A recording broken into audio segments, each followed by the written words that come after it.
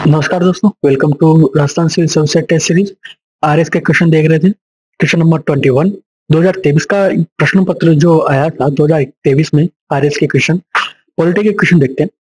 सूचना का अधिकार अधिनियम की निम्न में से कौन सी धारा के तहत केंद्रीय सूचना आयोग के कार्य और शक्तियों से संबंधित नहीं है? कौन सी धारा है जो सूचना का अधिकार अधिनियम से संबंधित नहीं है? 25, 19, 18, 12 यहाँ पे नहीं आता। देखिए इसका सही आंसर 25, 19, 18 ये तीनों तो है। सूचना का अधिकार अधिनियम की जो केंद्रीय धारा, ये धाराएं कार्य और शक्तियों से संबंधित है, परंतु 12 नहीं है। देखिए इसकी पूरी व्याख्या देखते हैं। सूचना का अधिकार अधिनियम और केंद्रीय सूचना आयोग की शक्तियां, इसके अधिकार के तहत 2005 भारत की पारदर्शिता और जवाबदेहिता लाने के लिए एक महत्वपूर्ण कदम उठाया गया था। यह अधिनियम नागरिकों को सरकार से सूचना प्राप्त करने का अधिकार देता है। इस अधिनियम के तहत गठित केंद्रीय सूचना आयोग इस अधिनियम के क्रियान्वयन और नागरिकों की शिकायतों के निवारण के लिए जिम्मेदार माना जाता है।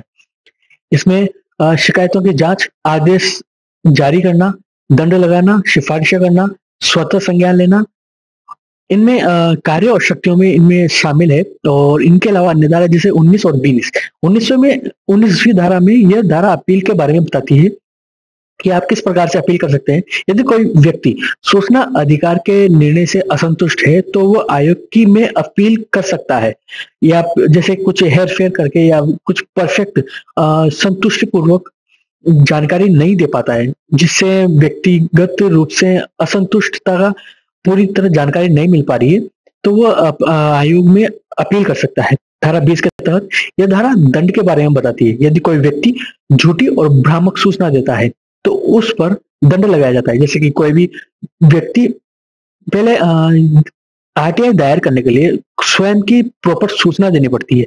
अगर कोई झूठा व्यक्ति या फिर कोई भ्रामक जानकारियां देता है तो उस पर दंड लगाया जाता है, क्योंकि ये 48 घंटे के अंदर अंदर सूचना दी जाती है, परंतु जिस पते एड्रेस वगैरह जो डाला है उस पते पर भी पहुंचाई जाती है। अगर वो झूठा निकलता है या उसके बारे में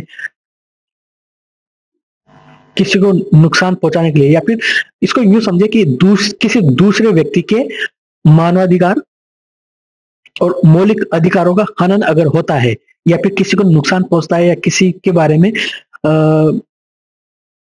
व्यक्तिगत जानकारी का उपयोग करता है, तो उसमें दंड लगाया जाता है। और ये काफी संगीन जुर्म है देखा जाए तो वैसे। इसके अलावा केंद्रीय सूचना आयोग का महत्व, इस केंद्रीय सूचना आयोग सरकार को जवाबदेह बनाने के लिए एक महत्वपूर्ण भूमिका निभाता है। यह नागरिकों को सतर्क बनाता है और उन्हें सरकार के कामकाज के बारे में जानकारी प्राप्त करने का अधिकार देता है। इसकी धारा 12 क्या कहती है?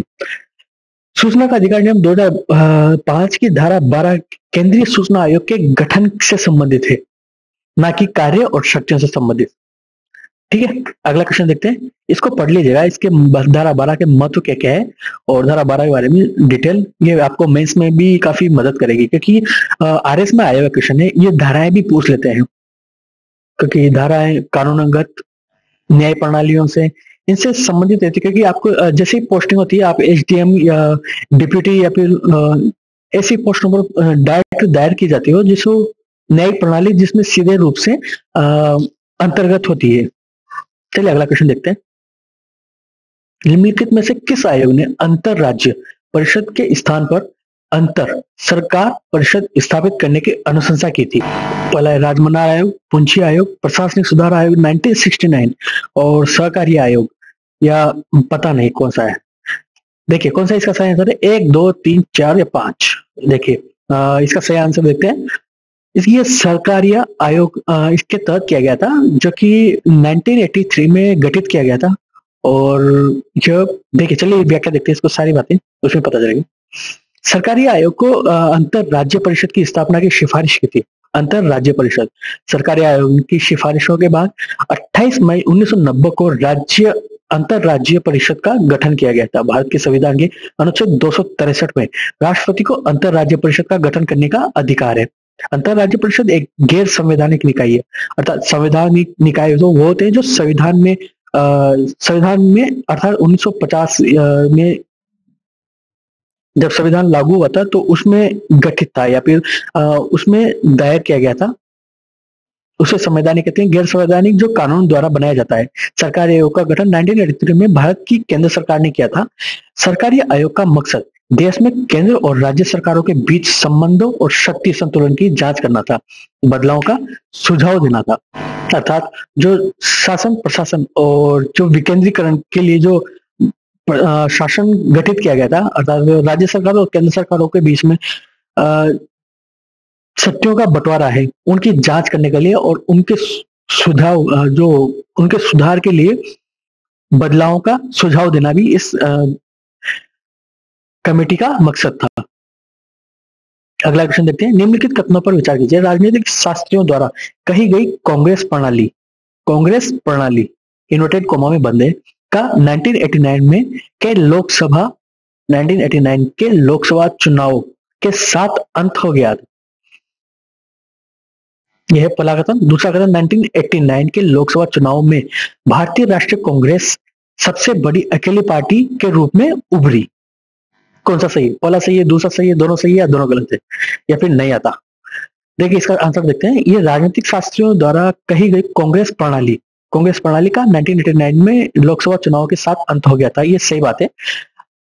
और 1989 के लोकसभा चुनाव में अकेली पार्टी के रूप में उभरी थी, ये भी सही बात है। 1989 में अकेली पार्टी थी। चलिए इसकी व्याख्या देखते हैं। 1989 में भारतीय राष्ट्रीय कांग्रेस पार्टी की प्रणाली और राजनीतिक में कई महत्वपूर्ण बदलाव हुए थे जो उस समय के राजनीतिक परिप्रेक्ष्य और घटनाओं को दर्शाते हैं। 1989 में कांग्रेस पार्टी का नेतृत्व राजीव गांधी द्वारा किया जा रहा था और इस समय भारत में एक राजनीतिक संकट के और संघर्ष का दौर था। 1989 में कांग्रेस प्रणाली के प्रमुख पहलू जो अर्थात कांग्रेस प्रणाली का मतलब क्या था। राजीव गांधी की सरकार 1984 में प्रधानमंत्री के रूप में राजीव गांधी ने अपनी सरकार बनाई थी। उन्होंने 1989 तक प्रधानमंत्री पद पर कार्य किया। हालांकि 1989 में राजीव गांधी की लोकप्रियता में थोड़ी गिरावट हुई थी, खासकर भ्रष्टाचार के आरोपों और आर्थिक संकट के कारण। ये सही बात है, उस समय ब्यूरोक्रेसी में काफी भ्रष्टाचार होते।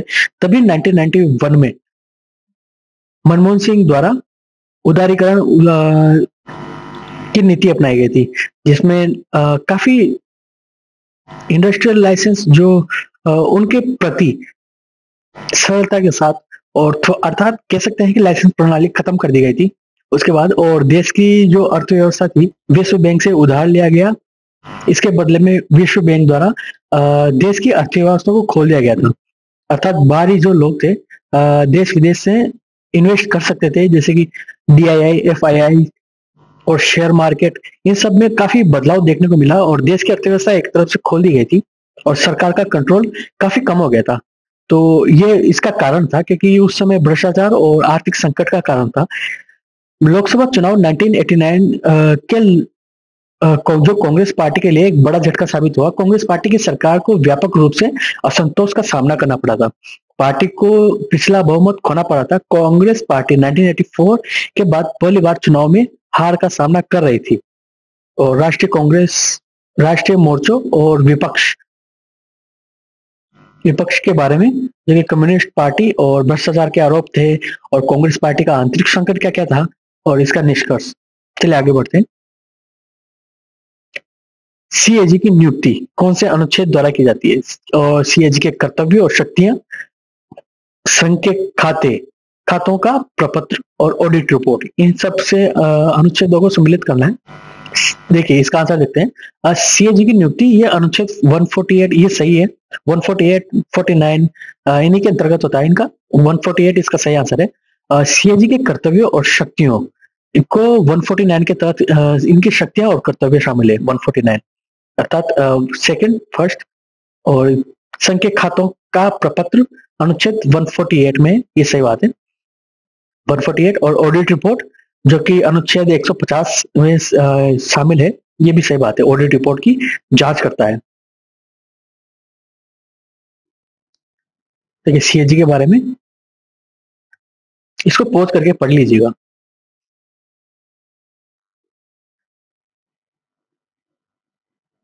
149, 151, 150, ये संविधान के अनुच्छेद 150 में क्या क्या दिया है। 149 के मुताबिक भारतीय नियंत्रण मालिका प्रशिक्षण संघ और राज्यों के लेखाओं से जुड़े मामलों में शक्तियों का इस्तेमाल करते हैं और कर्तव्यों का निर्वहन करते हैं। 151 में के मुताबिक भारत के नियंत्रक मालिका परीक्षक के संघ के लेखाओं से जुड़ी रिपोर्ट अर्थात ऑडिट करता है।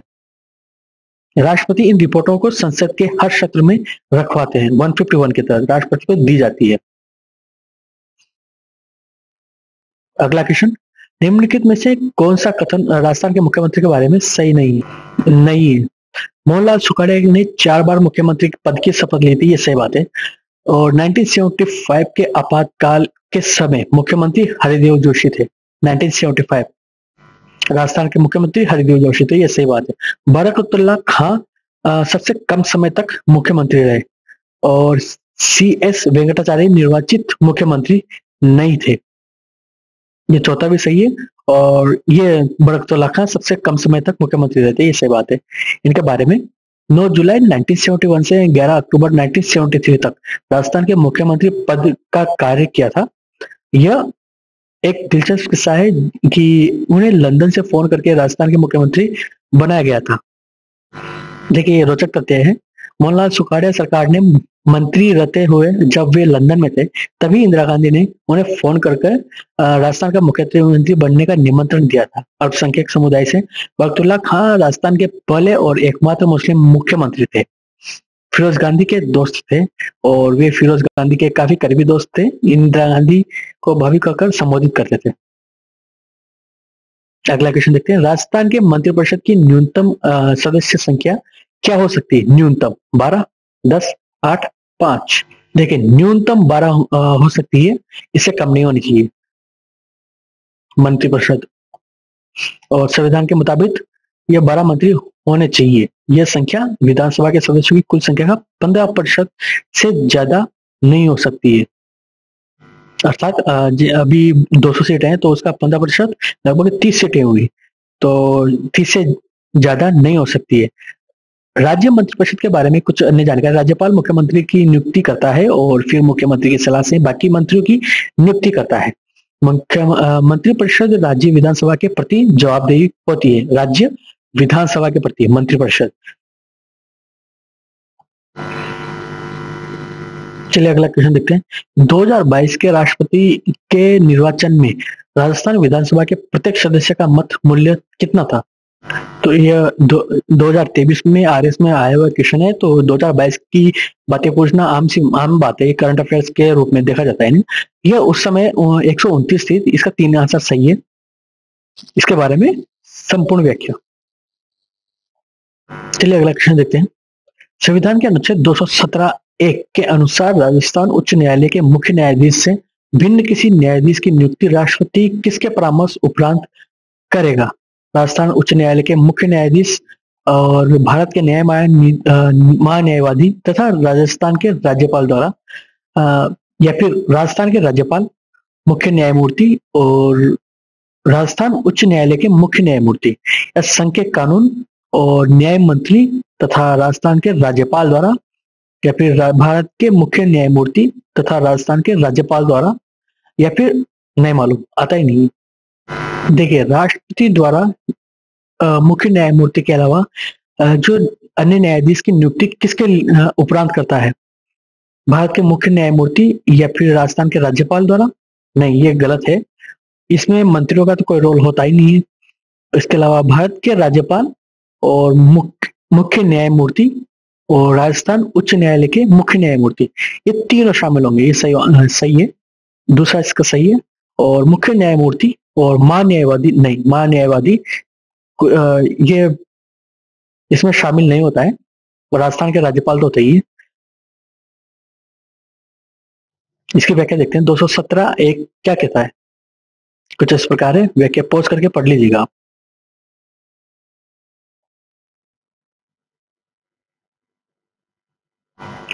निम्न से किसकी सिफारिश से राजस्थान राजप्रमुख के पद को समाप्त कर राज्यपाल की व्यवस्था की गई थी। देखिए राजप्रमुख राजा मान सिंह को बनाया गया था पहले, फिर 1956 में इस पद को हटा दिया गया था। और किसकी सिफारिश से हटाया था, राज्य विधानसभा और संविधान सभा, राज्य पुनर्गठन आयोग, राज्य प्रशासनिक सुधार आयोग या नहीं मालूम। देखिए ये राज्य पुनर्गठन आयोग जो भाषा के आधार पर पुनर्गठन किया गया था 1956 में, फजल अली आयोग भी इसमें थे।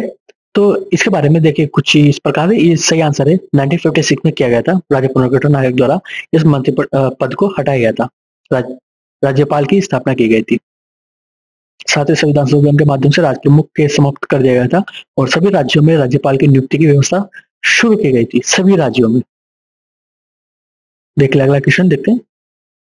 निम्नलिखित में से कौन सा एक Rajasthan urban drinking water sewerage and infrastructure corporation limited का हिस्सा नहीं है? Rajasthan urban infrastructure finance and development corporation limited, या फिर Rajasthan Awas Vikas infrastructure limited, Rajasthan housing board, या Rajasthan urban infrastructure development project, या फिर समझ में नहीं आ रहा।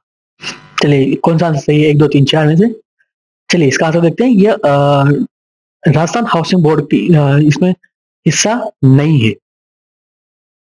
देखिए अर्बन में ड्रिंकिंग वाटर और सीवेज, जो मल वेस्ट वगैरह निकलते हैं उसे सीवेज कहते हैं, और उसके अलावा इंफ्रास्ट्रक्चर कॉर्पोरेशन लिमिटेड का हिस्सा नहीं है। देखिए राजस्थान अर्बन इंफ्रास्ट्रक्चर फाइनेंशियल और डेवलपमेंट कॉर्पोरेशन लिमिटेड ये तो शामिल है। राजस्थान आवास इंफ्रास्ट्रक्चर जो कि सीवेज से डायरेक्ट जुड़ा हुआ है, तो कि ये भी शामिल है। राजस्थान हाउसिंग बोर्ड ये शामिल नहीं है। Rajasthan urban infrastructure development project ये भी शामिल है। देखिए इसकी व्याख्या देखते हैं। इसमें जमीन का अधिग्रहण, आवासों का निर्माण, आवासों का आवंटन और आवासों का रख रखाव ये सब शामिल होते हैं राजस्थान हाउसिंग बोर्ड में।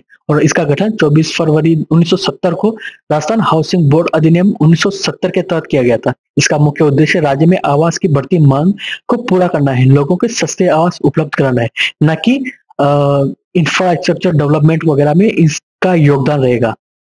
ये सब आवासों की उपलब्धता करवाता है। हाउसिंग बोर्ड की कई योजनाएं चलाता है जिनमें शामिल, देखिए इसका जो बेस है, आधार है, इसी से समझ में आ रहा होगा आपको कि ये आंसर नहीं होना चाहिए। राजस्थान हाउसिंग बोर्ड काम क्या करता है, और ड्रिंकिंग वाटर और सीवेज वगैरह का जो इंफ्रास्ट्रक्चर और डेवलपमेंट जो प्लान रखते हैं वो अलग अलग चीजें हैं। वो सब हाउसिंग बोर्ड अलग चीजें। Thank you.